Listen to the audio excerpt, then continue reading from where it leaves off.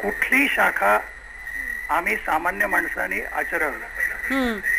टीव्हीचा आवाज कमी करून सलग प्रश्न विचारा ना. टीव्हीचा आवाज कमी करा आणि तुम्ही श्वास आणि आयुष्य याचं नातं सांगितलंय.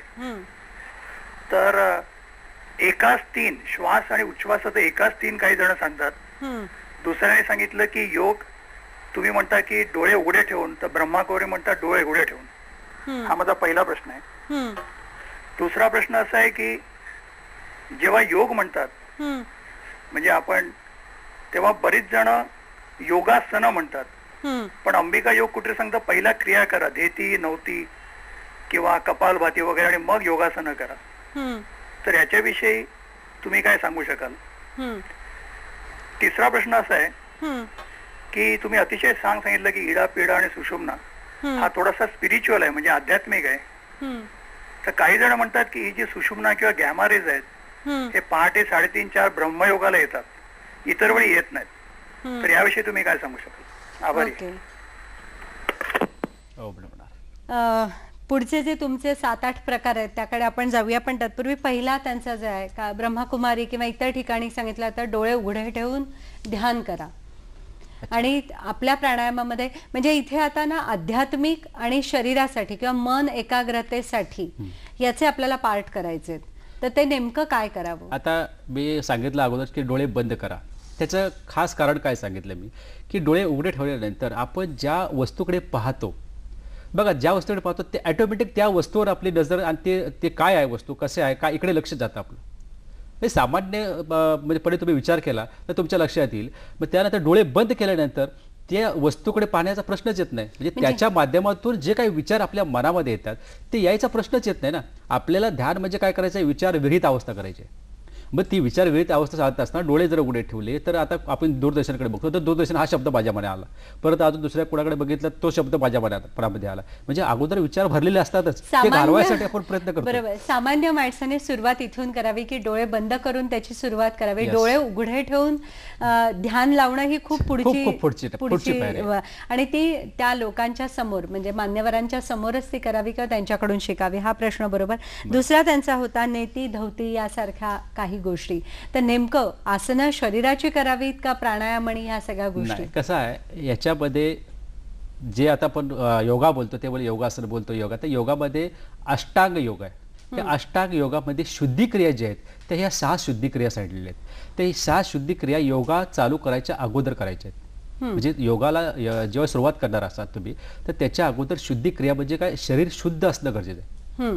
म्हणजे जर तुम्ही जेवला असेल तर तुम्ही काही वेळा पर्यंत थांबलं पाहिजे, नंतर तुम्ही ते योगाच्या मार्गात गेला पाहिजे. म्हणजे शुद्धी क्रिया प्रथम आणि त्यानंतर योग साधना याला महत्व दिलं पाहिजे. आणि तिसरा प्रश्न त्यांचा होता की सुषुम्ना नाडी जो ब्राह्म मुहूर्ताला म्हणजे जी पुढची स्टेज आली कुंडलिनी जागृत वगैरे या सगळ्या गोष्टी कोणी कराव्यात? मला असं म्हणायचंय की आपण एखाद्याला करायला सुरुवात केल्यानंतर खूप घाई होते की मी या स्टेज पर्यंत पोहोचलोय, माझी या स्टेज पर्यंत प्रगती झाली आहे, आणि मग ती खरोखर होते का की आपण आहे ते काही वर्ष करावं असं तुमचं मत आहे? कसं आहे, मी आता माझ्या त्या प्राणायामामध्ये एक प्राणायाम काढले की प्राण अष्टचक्र म्हणजे आडोलोम विलोम जो प्राणायाम करतो अशा पद्धतीचं आहे. तर ते प्राण अष्टचक्र करत असताना काय होतं आपल्या शरीरामध्ये 8 चक्र, आता कोणी 7 बोलतात पण मी अष्टचक्र नवद्वारा देवाडापर्यंत असे जे वेदांमध्ये सांगितलेले आहे त्यानुसार आपण जेव्हा हे प्राणायाम करत असतो त्यावेळी आपल्या अष्टचक्रांची शुद्धी होते. आणि शुद्धी होत होतच आपल्याला कळतं की आपला कुठला श्वास चालू आहे. आता सुषुम्ना नाडी चालू आहे का सूर्य चंद्र कुठला म्हणजे इडा पिगला अशा पद्धतीचा. आणि ते कळायला जेव्हा तुम्हाला लागेल म्हणजे तुमच्या अभ्यासातून जेव्हा तुम्हाला ते कळायला लागेल त्यावेळेला तुम्हाला ऑटोमॅटिक कळेल की सुषुम्ना नाडी कधी चालू शकते कधी चालते. नाहीतर तुम्हाला सामान्य माणूस जर असेल तर ती हेच कळत नाही की आपली उजवी चालू आहे का डावी चालू आहे काय चालू आहे ऍक्च्युअली म्हणजे हे कळत नाही. प्रत्येकाच्या पाठीमागे साधना ही महत्वाची आहे. खरं. आणि हे आपलं शरीरच आपल्याशी बोलतं आणि आपल्याला सांगत असतं. संतोष यांचा उस्मानाबाद इथून फोन आहे. बोला. नमस्कार. हॅलो. हॅलो हॅलो बोला. हा बोला मॅडम. नमस्कार. नमस्कार. आमचा मुलगा जो आहे तो संकेत आहे, 11 वर्षाचा आहे. तो एक प्राणायाम करतो कंटिन्यू, परंतु तो काय करतो 1 महिना 2 महिना एखाद्या वेळेस करू शकत नाही, ते करतच नाही, मनाला येईल तसं करतो समजा. हम्म. पण त्याचा काय परिणाम होऊ शकतो का नंतर, की प्राणायाम न केल्यामुळे, की प्राणायाम कंटिन्यू दुष्परिणाम काही होईल का? बर, ओके. प्रश्न चांगला आहे की एखादी सुरुवात केल्यानंतर ती नियमितपणाने सरावाने करावी का मध्येच सोडून द्यावी, त्याचे काही दुष्परिणाम होणार नाही ना? खरं आहे, आपला प्रश्न चांगला आहे, आपल्या प्रश्नाला निश्चित उत्तर मिळणार आहे. पण तत्पूर्वी पुन्हा एकदा आपण घेतो अगदी छोटीशी विश्रांती. ब्रेकनंतर पुन्हा एकदा सगळ्यांचं मनापासून स्वागत. आज जागतिक तंबाखू विरोधी दिन म्हणून पाळला जातोय. सिगरेट, धूम्रपान, ड्रिंक्स याच्या बरोबरीने सुद्धा जो चघळलेला जो तंबाखू जातो किंवा जे अनेक तऱ्हेचे काही छोटी छोटी पुडकी या नावाने जे काही चघळलं जातं तेही किती घातक आहे हे समजून घ्यायला हवंय. आपल्या जवळपासच्या ज्या माणसांवर त्याचे आघात झालेले हे खरोखर अशा वेळेला जवळून पाहावेत, जेणेकरून आपल्याला काहीतरी त्याच्यातून शिकता येईल आणि इतरांना सुद्धा परावृत्त करता येईल. मला असं वाटतं आजच्या दिवसापासून या गोष्टीची पुन्हा एकदा सुरुवात करायला हरकत नाही की आरोग्याच्या दिशेने आपण जाऊया आणि अशा घातक व्यसनांपासून एकमेकांना सावरूया. योगावर आज आपल्याला मार्गदर्शन करतायत डॉक्टर कृष्णदेव गिरी. पुढच्या स्लाइडकडे जाताना शब्द खूप इंटरेस्टिंग तुम्ही दिलेले आहेत की प्राण हृदय, प्राण शुगर. पटापट आपण त्याकडे येऊ. आता प्राण हृदय काय आहे? प्राण हृदय एवढ्यासाठीच दिलंय की हृदय विकाराचे जे आजार आहेत ते मोठ्या प्रमाणात आज लोकांमध्ये दिसून येत आहेत. तर त्याच्यासाठी एक साधी आणि साधना आहे. हे जर साधना केली तर निश्चितच नियंत्रण तुम्ही त्या प्राण म्हणजे हृदयावरती आणू शकता. तर ती साधना कशी करायची ते आपण बघू. आपण काय, पहिला श्वास जो आहे ते आपले 4 अंक मोजेत छातीमध्ये श्वास भरायचा आहे आणि 5व्या अंकाला आपले स्पीडनं म्हणजे श्वास ताकद लावून श्वास बाहेर काढून टाकायचा आहे. कसा ते आता बघा. पटकन.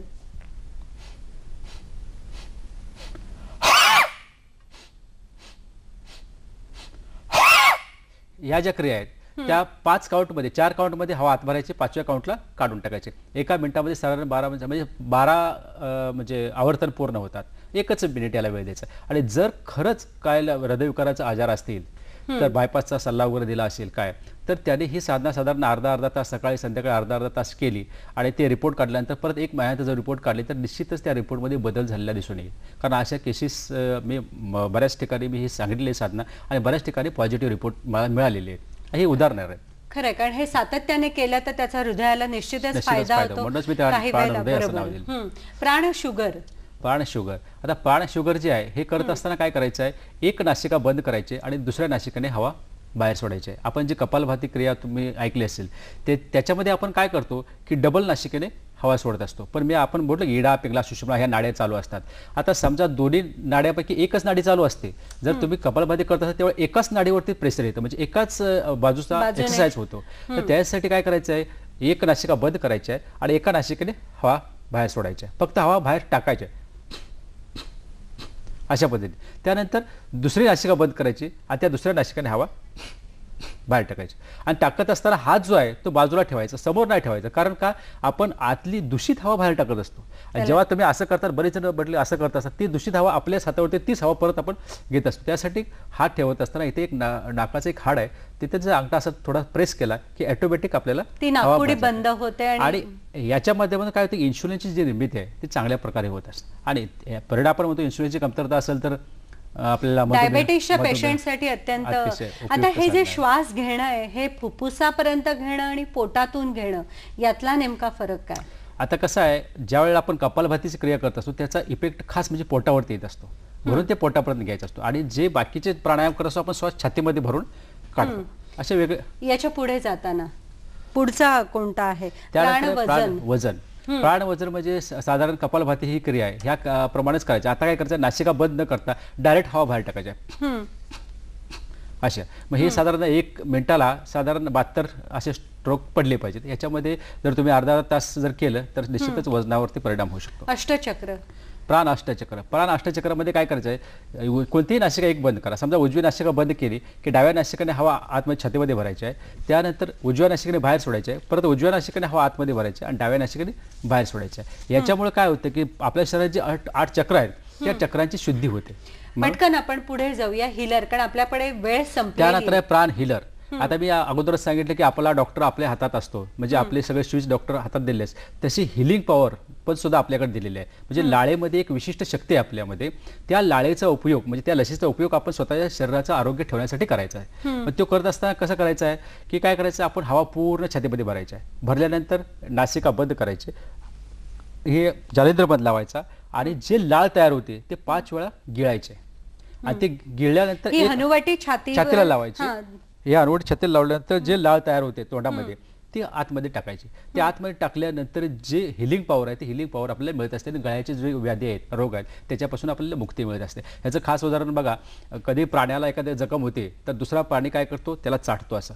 म्हणजे त्याच्यामध्ये हिलिंग पॉवर असल्यामुळे ते चाटल्यामुळे सुद्धा ती जखम बरी होते. एवढी प्रचंड शक्ती त्या लाळेमध्ये आहे. पण ती लस आपल्या जवळ आहे, त्याचा उपयोग आपण करून घ्यायचा. आता प्राण करणं काय आहे की हवा आपण पूर्ण भरायची, भरल्यानंतर नासिका बंद करायची, अनवटी इथे लावायची आणि जे हवा नासिकेने बाहेर सोडायचं आहे ते स्ट्रोक करायचं, कानाकडे सोडायची. ज्यावेळी ती हवा कानाकडे जाते त्यावेळी ऑटोमॅटिक कानाच्या ज्या व्याधी आहेत, कानापासून निर्माण होणाऱ्या ज्या व्याधी आहेत त्यावर नियंत्रण टाकलं जातं. म्हणजे समजा कानाला ऐकायलाच येत नाही तर त्याच्यावरती निश्चितच परिणाम होतो की त्याच्यापासून त्याला लाभ मिळू शकतो. आणि सगळ्यात शेवटचं ओम. ओम तर काय प्रश्नच आहे. ओम तर सर्व परिचित आहे. ओमची माहिती अगोदरच मी सांगितली कसे करायचे. पण ते ओम करत असताना वेगवेगळ्या म्हणजे साधकांच्या वेगवेगळ्या पद्धती आहेत. तर मी जे सांगतो ते पद्धती वेगळ्या आहेत. मी काय करतो, ओम ज्यावेळेला करत असता आणि त्यावेळेला अ, उ आणि म 3 म्हणजे ओमचे 3.5 अक्षर आहेत. त्यापैकी अ, उ आणि मचा हा उच्चार अ, उ आणि मचा आपण उपयोग करायचा आहे. हवा ज्यावेळेला भरतो आपण, भरल्यानंतर थोडंसं ज्यावेळेला बंद करतो त्यावेळेला मच उचा उच्चार करायचा आणि पूर्ण तोंड बंद केल्यानंतर मचा उच्चार करायचा. त्याची व्हायब्रेशन आहे ती आज्ञाचक्रावरती सोडायची. मग कधी अला जास्त वेळ ठेवा, मला जास्त वेळ ठेवा आणि उला एकदम शॉर्ट पिरियड द्या. आणि अशी जेव्हा साधना कराल तेव्हा ऑटोमॅटिक व्हायब्रेशन आपल्या शरीराला ती जाणवतात आणि त्यापासून मिळणारा फायदा. एका वाक्यामध्ये पोलीस दलात आहात, आज समाजामध्ये तुम्ही अनेक व्यसनं पाहताय, आज अनेक तऱ्हेचे आपण प्रोग्राम करतो आहोत की व्यसनांच्या विरोधामध्ये काय सांगाल आजच्या दिवशी? एवढंच मी सांगू इच्छितो, व्यसनं आपल्याला कधीही लाभदायक ठरत नाहीत. व्यसनापासून नुकसान हे जास्त होत असतं आणि आपल्याला जे शरीर दिले आहे हे देवाने शरीरूपी हे एक मंदिर आहे. त्यात ही श्वासरूपीची भक्ती म्हणजे ही प्राणायामरूपी जर भक्ती केली, म्हणजे शरीरूपी मंदिराची श्वासरूपी भक्ती जर केली तर तुम्हाला संपूर्ण आयुष्य निरोगी जगायची शक्ती प्राप्त होते. हे खास प्राणायामाचं महत्त्व आहे आणि व्यसनाला मुक्त करण्याचं पण महत्त्व आहे. जर तुम्ही याकडे आलात तर 100% व्यसनमुक्त राहात आणि व्यसनाकडे गेला तर तुमच्या आयुष्याची बर्बादी ही ठरलेलीच आहे. एकच वाक्य लक्षात घेण्यासारखं की आपण जे काही वागतो त्याची पूर्णतः जबाबदारी ही आपलीच असते. त्यामुळे लक्षात घ्यायचं आहे, प्राणायाम, योग यासारख्या गोष्टी केल्या शरीर निरोगी राहील, प्रसंगी या आयुष्यामध्ये आपण काहीतरी चांगलं करू शकू. आणि जर व्यसनात अडकलो तर तिथेच पूर्ण विराम मिळतो. म्हणून काय करायचंय हे आपणच लक्षात घ्यायला हवंय. मला असं वाटतं अनेकांच्या मदतीने सुद्धा आपल्याला पुढे जाता येतं, व्यसनांपासून दूर राहता येतं. आपण थांबतोय इथेच. तुम्ही आलात आणि अतिशय मौलिक अशी माहिती आम्हाला दिलीत. मनापासून तुमचे आभार मानते. भेटूया पुढल्या कार्यक्रमात. नमस्कार.